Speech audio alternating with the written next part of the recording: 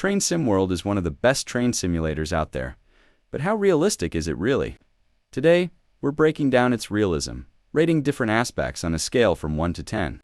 From train physics to signaling systems, we'll compare it to real-life railway operations. Let's jump in. First up, train physics. In real life, train weight, traction, braking distance, and track gradients all play a huge role in how a train handles. A heavy freight train takes much longer to stop than a passenger train, and weather conditions can seriously impact adhesion. Train Sim World does a solid job simulating these mechanics. You can feel the weight of the train, braking takes time, and track gradients affect speed. Here we have a direct comparison between two similar trains, both on dry and wet conditions. Effects becomes much more pronounced at higher speeds and weight. Next, let's talk about signaling systems and dispatching. In real life, train drivers rely on a variety of signals and must communicate with dispatchers for routing changes, red signals, and emergencies. In Train Sim World, signals work well, and systems like AWS, PZB, and LZB are fairly accurate. You can also communicate with the dispatcher, but only in a very basic way, mostly just requesting permission to pass a red signal. In real railways, signals don't always stay the same, they change dynamically based on other trains. That's something TSW is missing. We don't have random events like unexpected red signals, track diversions, or delays caused by traffic. Rated at 5 out of 10, adding these would make driving much more unpredictable and realistic, improving the score up to 10 out of 10. Train Sim World does an amazing job when it comes to train models. The attention to detail on exteriors, cabs, and even sound design is fantastic. You can recognize the distinct sounds of different traction motors, and cab controls are accurate. A solid 9 out of 10 being one of the highest scores. The routes in Train Sim World are very well done too, with accurate track layouts, station buildings, and scenery proving that Dovetail Games is well aware of how important is a good modeling.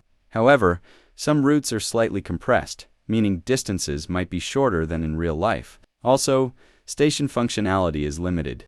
Real-life stations have working dynamic announcements and dispatch procedures, which are missing in the game. This results a 8 out of 10 in the end. Missing of the career mode is a missing opportunity. In real life, train drivers go through extensive training and must follow strict operational procedures, including detailed startup sequences, communication protocols, and emergency handling. Train Sim World has some of this, like basic train setup and following schedules, but career mode lacks depth. There's no real progression system or advanced procedures like handling failures, rerouting, or driver fatigue. This missing things brings down the final score. As a result, I'll give a 6 out of 10.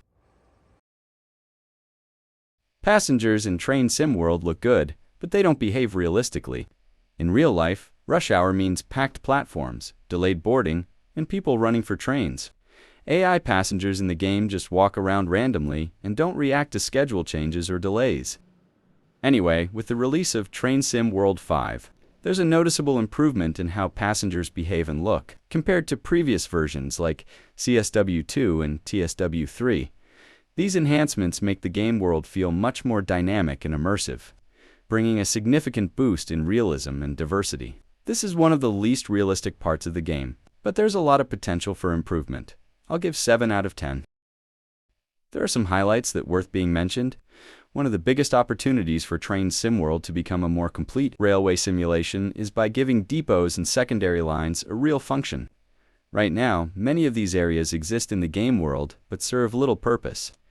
Adding realistic train movements, such as bringing passenger coaches in and out of service or using secondary lines for storage and shunting, would significantly improve the gameplay experience.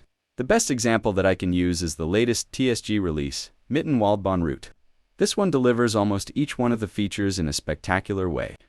Getting locomotives from the depot and attach them to trains should be possible too. Another major improvement that could enhance the game's realism also is uniting services, including depot runs and other transitional movements as part of the full timetable experience, not being split in different actions. While the game does a great job simulating train operations, adding more human interactions such as workers detaching wagons, platform staff signaling departures, or conductors assisting passengers would be a cool future as well. So, how realistic is TSW overall? I'd rate it a 7.5 out of 10. The physics, train models, and signaling are well done, but things like AI behavior, dispatcher depth, and random events could use improvement. But what do you think? Would you rate it higher or lower? Let me know in the comments. If you enjoyed this video, don't forget to leave a like and subscribe for more Train Sim World content. I've got plenty more content and liveries coming up, so stay tuned. Thanks for watching, and I'll see you next time.